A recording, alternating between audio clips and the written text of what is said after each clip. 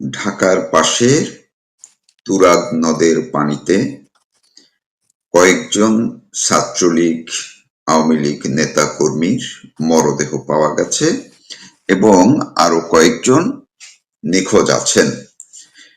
২২ তারিখ আওয়ামী লীগের যে ২৩ জুনের প্রতিষ্ঠাবার্ষিকী উপলক্ষে যে মিছিল হয়েছিল সেখানে বিএনপি, যুবদল, ছাত্রদল এবং পুলিশ মিলে যৌথ বাহিনী মিলে যে অভিযান চালিয়েছিল সেই অভিযানের মধ্য দিয়ে কি করে এই কয়েকজনের মরদেহ তুরাগে গিয়ে পড়লো, নাকি তুরাগে ফেলে দেওয়া হলো, নাকি হত্যার পরে তাদেরকে তুরাগে ভাসিয়ে দেওয়া হয়েছিল গুম করার জন্য, নানা প্রশ্ন যখন সামনে আসছিল এবং সামাজিক যোগাযোগ মাধ্যমে যেমন ভাবে প্রচার পাচ্ছিল, পাশাপাশি বাংলাদেশ আওয়ামী লীগ এবং তাদের অঙ্গ সংগঠনের সবাই এই বিষয়টিকে একেবারেই তুমুল আলোচনায় নিয়ে এসেছে অভিযোগ আকারে, যেটি দেশ ছাড়িয়ে বিদেশেও ছড়িয়ে পড়েছে।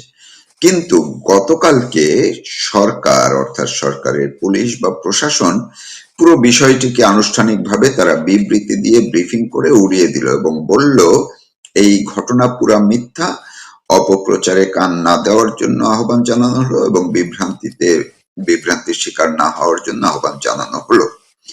এর পরক্ষণেই এই সরকারের অন্যতম এক ধরনের বলা যায় আশীর্বাদ পুষ্টই যে বাংলাদেশের সবচেয়ে বড় গণমাধ্যম প্রতিষ্ঠান প্রথম আলো, তারা অনুসন্ধানী প্রতিবেদনের মাধ্যমে বের করে আনলো যে আওয়ামী লীগের অভিযোগ যেটি, সেই অভিযোগই সত্যি।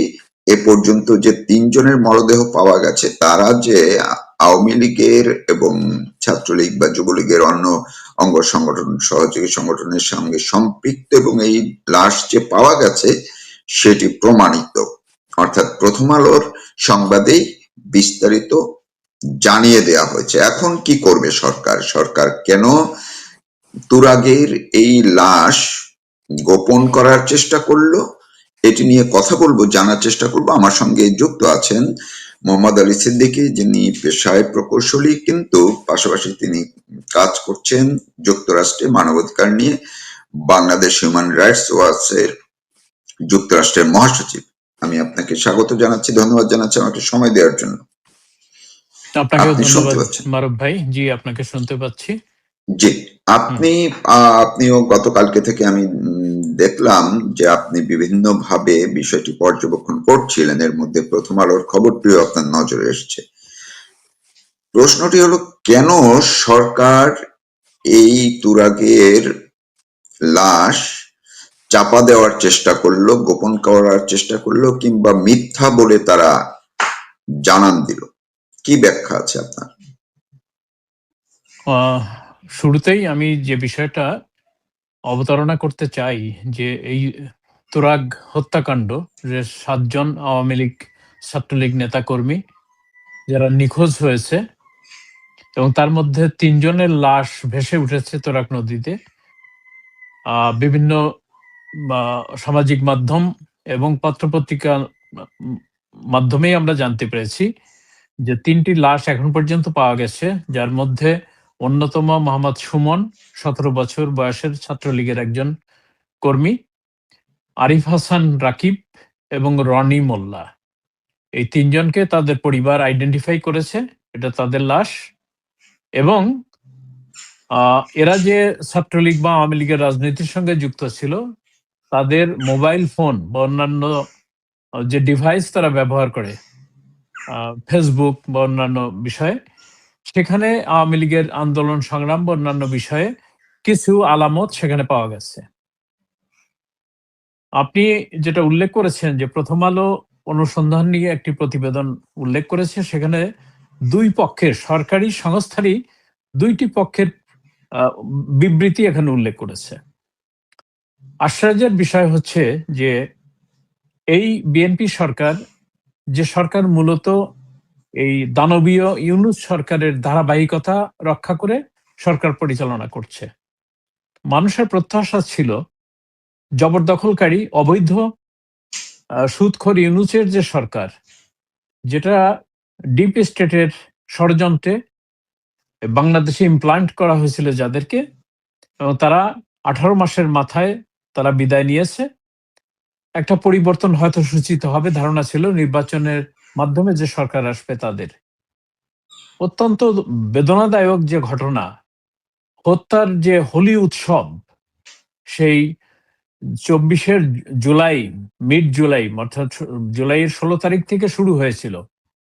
সেই স্নাইপার গান দিয়ে হত্যাকাণ্ড সংগঠিত করে সরকারের বিরুদ্ধে হাজার হাজার মানুষকে খেপিয়ে তুলে সেই সরকারের বিদায় ঘটিয়ে তারপরে আওয়ামী লীগের উপরে এবং মুক্তিযুদ্ধের সপক্ষের মানুষ তাদেরকে আওয়ামী লীগের দোসর আখ্যা দিয়ে যে হত্যার হোলি খেলা চলছিল, বিএনপি ক্ষমতায় এসেও সেই হোলি খেলা অব্যাহত রেখেছে এবং যার মাত্রা অনেকাংশে বেড়ে গেছে। বিশেষ করে এই 3 মাসের মাথায় বিএনপি সরকার আওয়ামী লীগকে নিষিদ্ধ করার পরে, তারা অফিসিয়ালি নিষিদ্ধ ঘোষণা করার পরে তাদের উপরে যে স্টিম রোলার চালাচ্ছে, যে কোনোভাবে তাদেরকে মিছিল সমাবেশ, ব্যবসা বাণিজ্য, লেখাপড়া কোনো কিছু করতে দেবে না, বাড়িতে থাকতে দেবে না। অর্থাৎ তারা মিশন নিয়েছে আওয়ামী শূন্য করা বাংলাদেশকে। আগামী কি বলে এই 23শে জুন আওয়ামী লীগ ৭৭ বছর বয়সী যে সংগঠন, সবচেয়ে প্রাচীনতম সংগঠন বাংলাদেশে, সেই আওয়ামী লীগের প্রতিষ্ঠা বার্ষিকী ছিল। সেই প্রতিষ্ঠা বার্ষিকী উপলক্ষে 22শে জুন ওই তুরাগ এলাকায় একটা মিছিল বের হয়েছিল এবং সেই মিছিল থেকে 7 জনকে বিএনপি জামাতের সন্ত্রাসীরা পুলিশ সহ সেখান থেকে গ্রেপ্তার করে এবং তাদের আজ পর্যন্ত 7 জনের কোনো হদিস পাওয়া যায়নি। 3 জনের মরদেহ উদ্ধার করে তাদের শনাক্ত করা হয়েছে যে তারা তুরাগ নদীতে ভাসছিল লাশ হয়ে। তাহলে আরো 4 জন কোন জায়গায় ভাসছে? আমি এই জায়গাটায় যেটা আলোকপাত করতে চাই তৌফিক ভাই, সেটি জি। এটা শুধুমাত্র তুরাগে বা এই টঙ্গীতে এখানে সীমাবদ্ধ নয়, আশুলিয়া বা টঙ্গী এলাকায়। আপনি যদি লক্ষ্য করেন, আপনি দেখবেন এই 23শে জুন উপলক্ষে সারা দেশে একটা ক্র্যাকডাউনে নেমেছে এই সরকার। রাজধানী ঢাকা শহরে তারা অতিরিক্ত 18,000 পুলিশ সদস্য মোতায়েন করেছে। আওয়ামী লীগ কিন্তু কোনো কর্মসূচি দেয় নাই যে এই দিন মিছিল সমাবেশ বিক্ষোভ বা ইত্যাদি করবে না।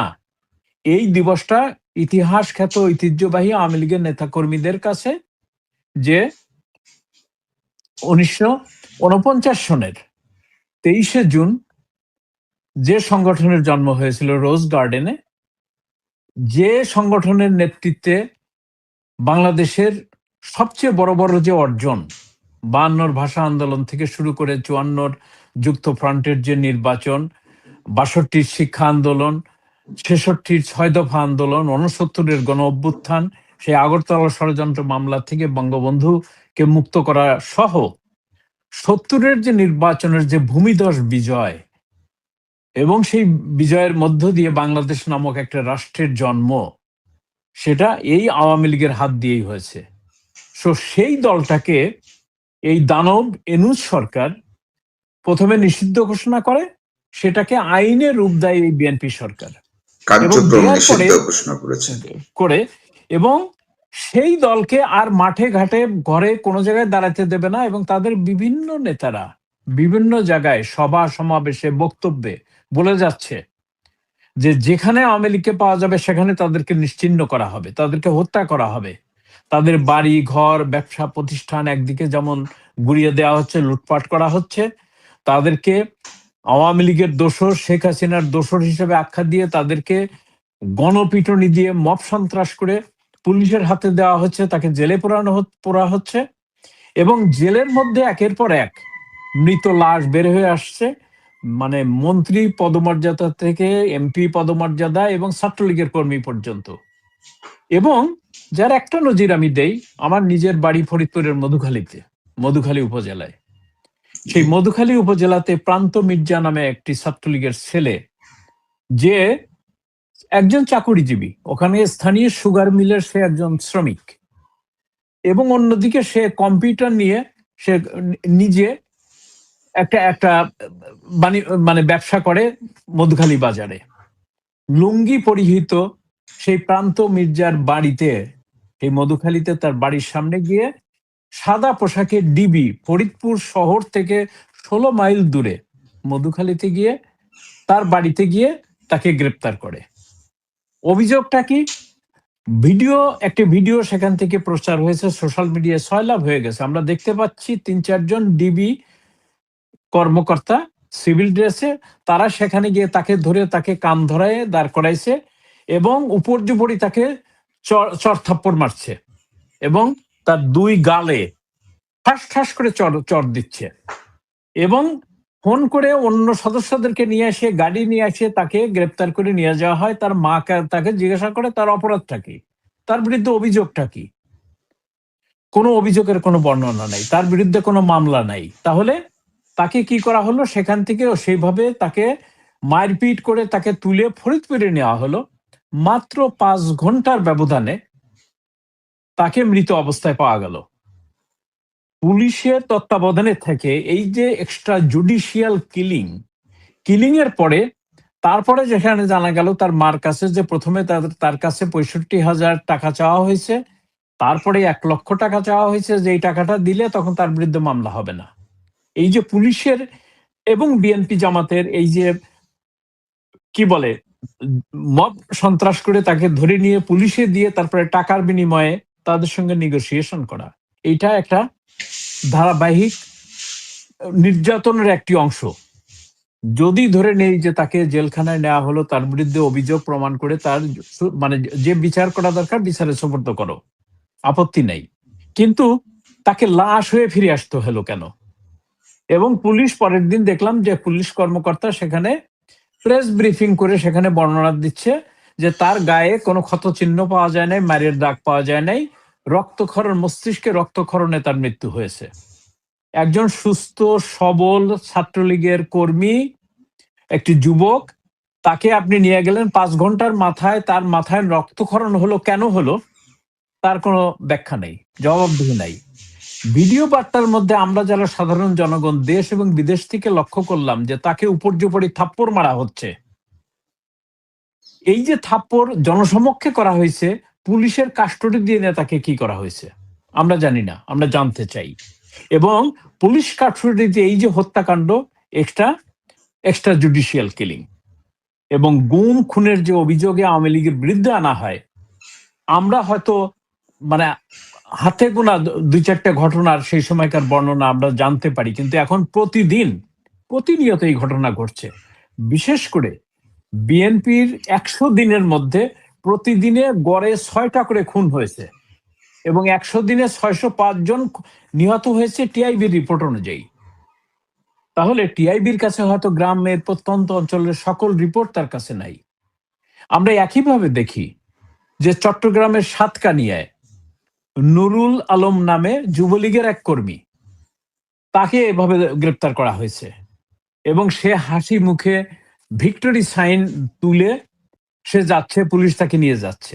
সেই ভিক্টরি সাইনের পরে দেখা গেল এক রাত্রের মধ্যে সেই ছেলে তাকে কাস্টডিতে নেওয়া হয়েছে, কারাগারের ভিতরের ভিডিও চিত্র বাইরে প্রকাশ হয়েছে এবং তাকে বেদম মারপিট করা হয়েছে, সে খোঁড়ায় খোঁড়ায় হাঁটতেছিল। তারপরে সকালে তার নিথর দেহ পাওয়া গেছে মৃত অবস্থায়। শোনা যাচ্ছে যে বিএনপির গুন্ডারা ডিবি পুলিশকে টাকা দিয়ে হায়ার করে নিয়ে গিয়ে তাকে গ্রেপ্তার করায় তাকে হত্যা করাইছে জেলখানার মধ্যে। এবং এই যে চট্টগ্রাম সাতকানিয়া যুবলীগের হত্যাকাণ্ড, এই মধুখালীতে প্রান্ত মির্জার হত্যাকাণ্ড, আপনি লক্ষ্য করবেন যে রাজনীতি করার যে মৌলিক অধিকার প্রতিটা নাগরিকের আছে সারা পৃথিবীতে।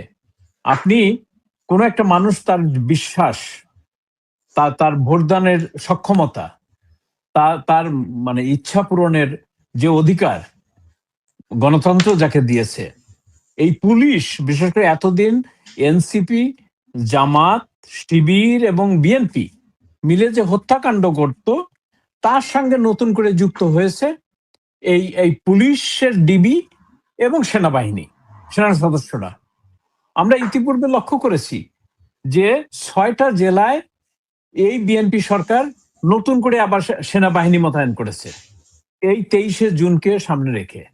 কেন এমন কি ঘটনা ঘটেছে যে সারা দেশে তো ম্যাজিস্ট্রেসি ক্ষমতা নিয়ে সেনাবাহিনী সেই ইউনূসের আমল থেকেই বহাল আছে, তাদেরকে ফেরত নেওয়া হয়নি।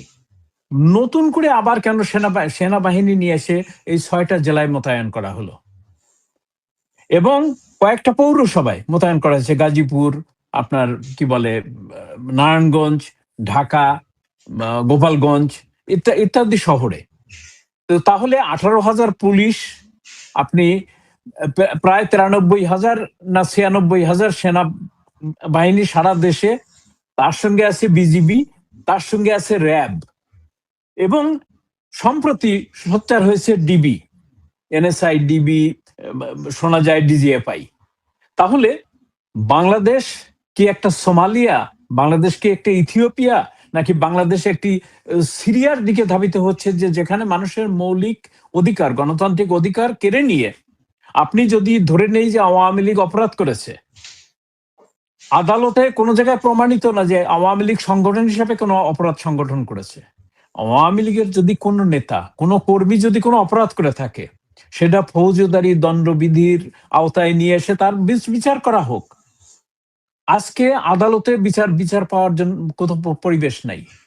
কোন বিচার প্রার্থী আদালতের কাছে, পুলিশের কাছে কোনো বিচার চাইতে পারে না। এই বাংলাদেশ একটা একটা একটা মানে কি বলবো, রক্তের হোলি খেলার দেশে রূপান্তরিত হয়েছে, এবং আমি বিএনপি আমি এমন আমি দিকে ধাবিত করছে যে যে আপনি আমি আরেকটা একটু আপনাকে বলেন বলেন আ- বলেন। আ- আমি একটু আপনাকে এই যে আপনি যে বিবরণগুলো দিলেন, আমরাও এগুলো প্রতিদিনই দেখছি এবং গণমাধ্যমে আসছে বিভিন্ন ভাবে। তো এই কাণ্ডগুলো বা এই যে হত্যাকাণ্ডগুলো যাই হচ্ছে, যেভাবেই হচ্ছে, গতকালকে সরকারের পক্ষ থেকে মানে পুলিশ কেন এমন ভাবে বিষয়টাকে একদম সরাসরি মিথ্যা বলে দিল? তাহলে এখন আজকে যে প্রথম আলোতে যেই সংবাদটি এসছে, তারা তো তথ্য প্রমাণ নিয়েই করেছে। এখন সরকার তাহলে কি করবে? এই যে তারা যে আম, আম, অন্যদেরকে মিথ্যুক বানাতে গিয়ে নিজেরা যে এখন মিথ্যুক হয়ে উঠলো, এটার কি হবে? না, এটা এটা কেন যেটা হচ্ছে করছে? যে এটা এটা কেন এটা করছে? এটা করছে হচ্ছে যে আপনি যখন মিথ্যার উপর আপনার বসতি আপনি গড়ে তোলেন, মিথ্যাচার ছাড়া আপনার অন্য কোনো গতি নাই। মনে করেন একই পুলিশ ডিপার্টমেন্ট, তারা তদন্ত করে একটা রিপোর্ট দিয়েছে, পুলিশের অন্য আর একটা বিভাগ এবং ওই কি বলে আপনার ফায়ার ডিপার্টমেন্ট, নৌ নৌ পুলিশ, তারা মিলে অন্য রিপোর্ট দিয়েছে, এবং তাদের মধ্যে সমন্বয় নাই, সামঞ্জস্য নাই, কারণ একটা মিথ্যা মানে আরেকটা মিথ্যাকে দিয়ে তারা ঢাকার চেষ্টা করছে। সত্য কোনো সময় গোপন রাখা যায় না, এটা লুকানো যায় না।